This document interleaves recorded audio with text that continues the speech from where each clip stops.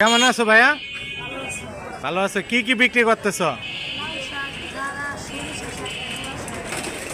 মূলা শাক। কতদিন যাবত ব্যবসা করতেছ? অনেক দিন। লেখাপড়া করো না?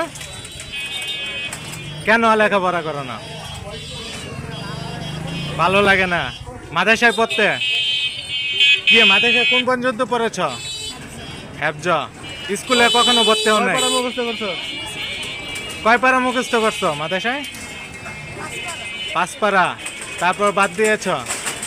তো ফ্যামিলি মেম্বার কয়জন? 6 জন। ফ্যামিলি থেকে কি পড়াইতে চায় না?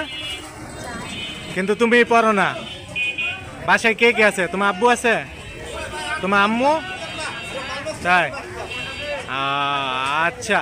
তো বেচা কিনা কেমন হচ্ছে? মোটামুটি। এখানে প্রতিদিন বিক্রি করো? এক এক দিন এক এক জায়গায়? যখন যেখানে জায়গা পাও নাকি। তো তোমার নামটা কি? রবিউল। সুন্দর নাম। তার আচ্ছা, তোমার এখানে লাউ শাক এটা কত টাকা মুঠা? 30 টাকা মুঠা। আর ডাঁটা শাক? 2 মুঠা 30। এখানে এগুলো তো লাল শাক। আর এই যে মূলা শাক, মূলা শাক 10 টাকা মুঠা। আর এটা কি সরিষা? সরিষা শাক কত করে? 3 মুঠা 20 টাকা। এটার দাম কম আছে না?